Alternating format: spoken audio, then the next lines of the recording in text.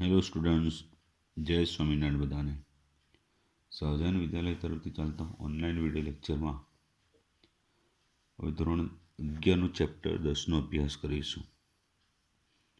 Chapter 10 છે S વિભાગના તત્વો.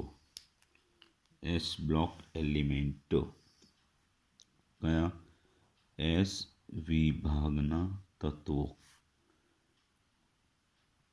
આપણે ઓફલાઈનમાં ચેપ્ટર 9 ચાલે છે, એટલે ઓનલાઈન આપણે ચેપ્ટર 10નો અભ્યાસ કરીએ છીએ. Chapter number 10. બરાબર. તો આપણે ઓફલાઈન રીતે કીધેલું છે કે ચેપ્ટર 9, 10, 11 એ થોડા કેવા રીડિંગ ચેપ્ટરો, વાંચવાના ચેપ્ટરો છે. એટલે સમજીને એકવાર વાંચી લો તો તમને આવડી જાય એવા છે, તો થોડું યાદ રાખવાવાળા જેવા. બરાબર. તો આપણે એમાં જે ટોપિકો બોર્ડ દ્વારા રાખેલા છે એ જ આપણે સમજીશું. કેન્સલ ટોપિકો આમાં જરૂર નથી એટલી. બરાબર. સો આપણે જે 10.1 છે એના ટોપિકો જોઈશું. તો 10.1.1માં ટોપિક છે સમૂહ 1. સમૂહ 1ના તત્વો છે એમની ઇલેક્ટ્રોન રચના. શું? સમૂહ 1ના તત્વો છે એમની ઇલેક્ટ્રોન રચના. ચાલો સમજીએ. તો અહીંયા એ જે તત્વો છે એનો પરમાણુ ક્રમાંક, એ તત્વોની સંજ્ઞા, એનું નામ અને ઇલેક્ટ્રોન રચના. કયો સમૂહ છે? આપણે સમૂહ 1. સમૂહ 1ને આપણે બીજો કયા સમૂહથી ઓળખીએ છીએ? આલ્કલી સમૂહ અથવા આલ્કલી ધાતુ સમૂહ. સમૂહ 1ને આપણે આલ્કલી ધાતુ સમૂહ. તો એના પરમાણુ ક્રમાંક મુજબ પહેલું 3, 3માં 8 ઉમેરાય તો 11, 11માં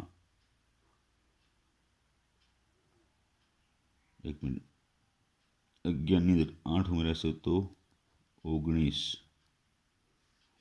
19માં 18 ઉમેરાશે તો 37, એમાં 18 ઉમેરાશે તો 55, અને એમાં 32 ઉમેરાય તો 87. બરાબર. 8, 8, 18, 18, 32 એ રીતે ઉમેરવાના છે. બરાબર. સંજ્ઞા પ્રમાણે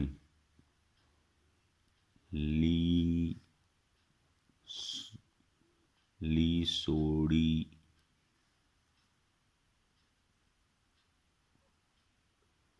પટ્ટી,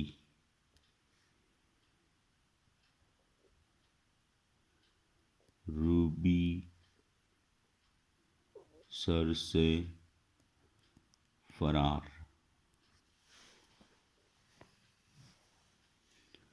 એટલે લિથિયમ,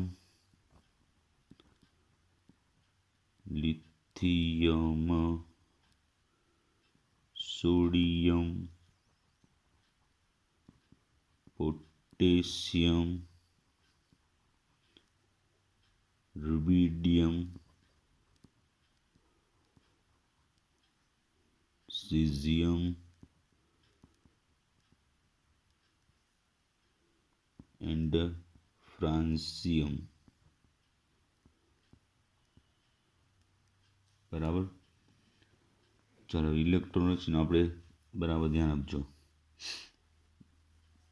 તો અહીંયા ઇલેક્ટ્રોન રચના આની થશે 3 ક્રમાંક એટલે 1:2s1, અથવા તો કે helium complete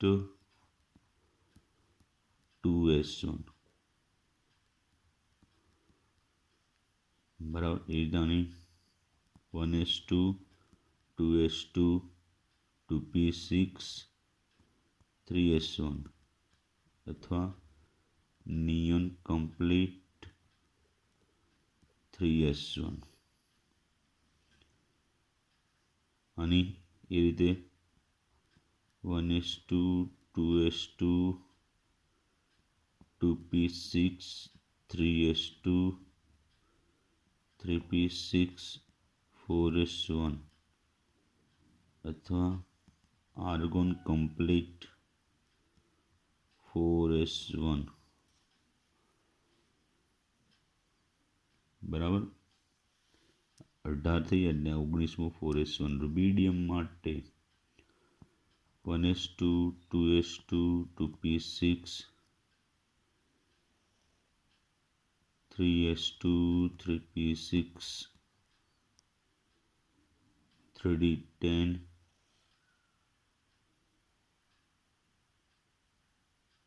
sorry 1s2 2s2 2p6 3s2 3p6 બરાબર પછી 3d10 4s2 4p6 5s1 ચલો એ રીતે સિઝિયમ માટે ટૂંકમાં લખવું હોય તો આમ શું આવશે 1s2 2s2 2p6 3s2 3p6 3d10 4s2 4p6 4d10 5s2 5p6 6x1 શોર્ટમાં કરી દો તો ઝેનોન કમ્પ્લીટ 6x1 અને રેડોન કમ્પ્લીટ 7s1 ટૂંકમાં તો બધા આલ્કલી ધાતુ તત્વોની સંયોજકતા ઇલેક્ટ્રોન રચના કઈ સંયોજકતા ઇલેક્ટ્રોન રચના અથવા સામાન્ય ઇલેક્ટ્રોન રચના તો સંયોજકતા ઇલેક્ટ્રોન ક્યાં આવે છે NS કક્ષકમાં હોય છે તો બધા આલ્કલી ધાતુની સંયોજકતા ઇલેક્ટ્રોન NS1 છે તો એની સામાન્ય ઇલેક્ટ્રોન રચના પણ કહેવાશે તો આ ઇલેક્ટ્રોન રચનામાં ઉમદા વાયુ તત્વો છે એ ઉમદા વાયુ તત્વોની ઇલેક્ટ્રોન રચના સમાયેલી હોય છે આ તત્વની બાહ્યતમ કક્ષામાં રહેલા ઇલેક્ટ્રોન કેટલો ઇલેક્ટ્રોન છે 1 1 1 1 1 તો બાહ્યતમ કક્ષામાં 1 ઇલેક્ટ્રોન રહેલો છે બરાબર તો બાહ્યતમ કક્ષામાં રહેલા ઇલેક્ટ્રોનને સરળતાથી ગુમાવી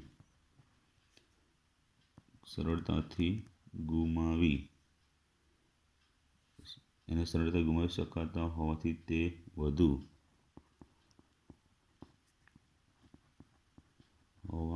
તે વધુ કેવો છે વિદ્યુતધન એટલે ઇલેક્ટ્રોન ગુમાવી ધન આયન બનવાની વૃત્તિ એટલે બાહ્યતમ કક્ષામાં 1 ઇલેક્ટ્રોન છે બરાબર એટલે કેન્દ્ર પ્રત્યે આકર્ષણ ઓછું હોય એટલે સરળતાથી ગુમાવી શકાતા હોવાથી તે વિદ્યુત ધનમય છે તેઓ ઝડપી ઇલેક્ટ્રોન ગુમાવી એક સંયોજક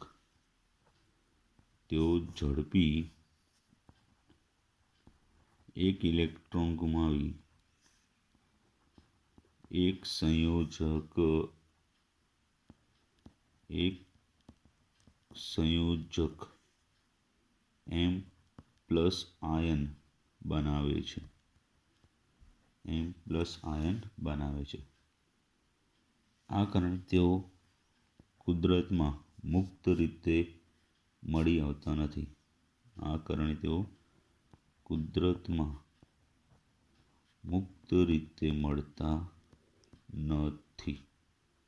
કે ખૂબ જ સક્રિય છે ને એ સક્રિય હોવાને કારણે તે કુદરતમાં મુક્ત રીતે મળતા નથી ચાલ હવે આગળની 1 by 1 વાત કરીએ તો પરમાણ્વીય અને આયનીય ત્રિજ્યા હવે એના સામાન્ય આવર્તીય ગુણધર્મોની વાત કરીએ છીએ તો 10.1.2માં શું છે? પરમાણવીય અને આયનીય ત્રિજ્યા પહેલા સમૂહ માટે.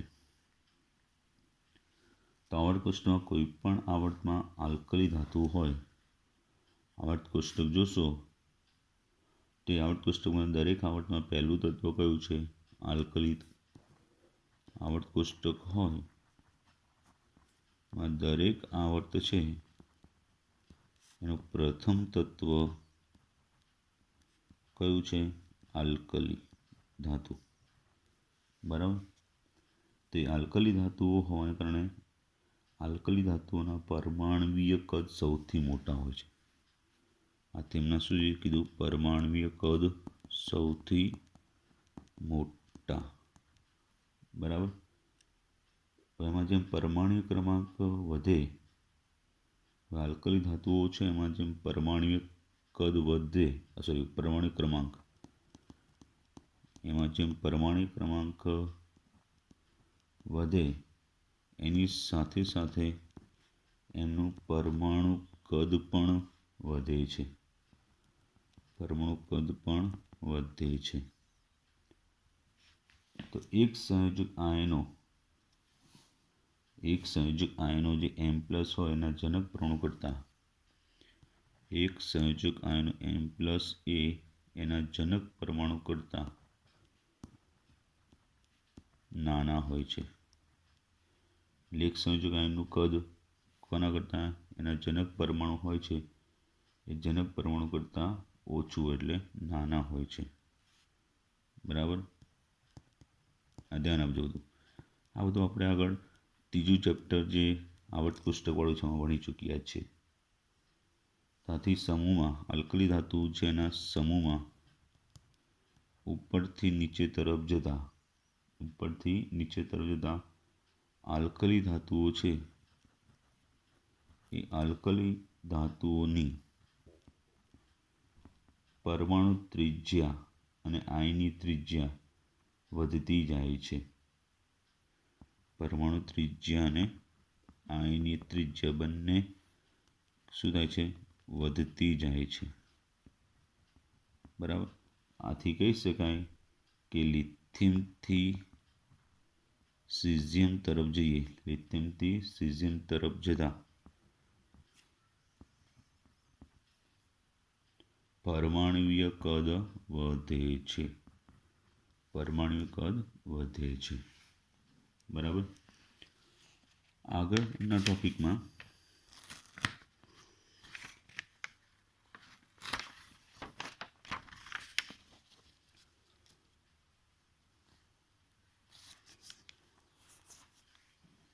તો આગળનો ટોપિક છે એનો 10.1.3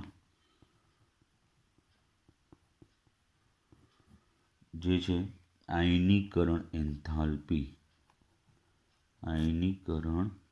એન્થાલ્પી. સમજીએ. તો 1 મિનિટ. તો આયનીકરણ એન્થાલ્પીની અંદર આલ્કલી ધાતુઓ છે એ આલ્કલી ધાતુઓની, આ બધું આપણે આગળ ત્રીજા ચેપ્ટરમાં ભણેલા છે એના ઉપરથી જ છે. એટલે આલ્કલી ધાતુઓ હોય પહેલા સમૂહની, એની આયનીકરણ એન્થાલ્પી ઓછી. કેવી છે? ઓછી. અને એમાંય સમૂહમાં ઉપરથી નીચે તરફ જઈએ, એમાં પાછું સમૂહમાં ઉપરથી નીચે તરફ જતા એટલે કે લિથિયમથી સીઝિયમ તરફ જઈએ, આયનીકરણ એન્થાલ્પી ઘટે છે. આમ થવાનું કારણ કે વધતા જતા કેન્દ્રીય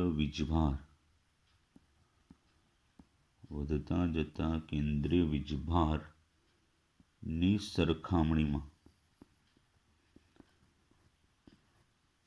વધતા જતા કેન્દ્રીય વીજભાર છે એની સરખામણીમાં જે વધતા જતા પરમાણ્વીય કદ છે એ પરમાણ્વીય કદ વધુ હોય છે. એટલે પરમાણ્વીય કદ વધુ હોય એટલે જે કેન્દ્રીય વીજભાર વધે છે ધનભાર એના કરતાં જે કદ છે એ કદનો વધારો વધુ છે. એટલે શું થશે? બાહ્યતમ કક્ષામાં રહેલા ઇલેક્ટ્રોન જે છે એ બાહ્યતમ કક્ષાના ઇલેક્ટ્રોન જે બાહ્યતમ હોય ને એ બાહ્યતમ કક્ષાના ઇલેક્ટ્રોન એ કેન્દ્રીય જે વીજભાર છે એ વીજભારથી કેવા પરિરક્ષિત હોય છે. એટલે કેન્દ્રીય વીજભારથી પરિરક્ષિત થયેલા બાહ્યતમ કક્ષા છે એ કેન્દ્રીય વીજભારથી રક્ષિત થયેલા હોય એટલે એમનું આકર્ષણ ઓછું હોય કેન્દ્રનું, એટલે એને ઇલેક્ટ્રોનને દૂર કરવા માટે ઉર્જા ઓછી આપવી પડે. સમજ્યા? ચાલ પછી તો કે જલીયકરણ એન્થાલ્પી 10.1.4 કયો ટોપિક છે? જલીયકરણ એન્થાલ્પી. જલીયકરણ એન્થાલ્પી મીનિંગ થાય કે કોઈ પણ પરમાણુ, અણુ, આયન કે સંયોજન એના જલીય દ્રાવણમાં પાણી સાથે સંયોજાય ત્યારે થતા એન્થાલ્પી ફેરફારને શું કહેવાય છે? જલીયકરણ એન્થાલ્પી કહે છે. બરાબર? તો આલ્કલી ધાતુઓની જલીયકરણ એન્થાલ્પીનું મૂલ્ય, કઈ આલ્કલી ધાતુ છે એ આલ્કલી ધાતુ આયનોની જલીયકરણ એન્થાલ્પીનું મૂલ્ય એ આયનીય કદ વધવાની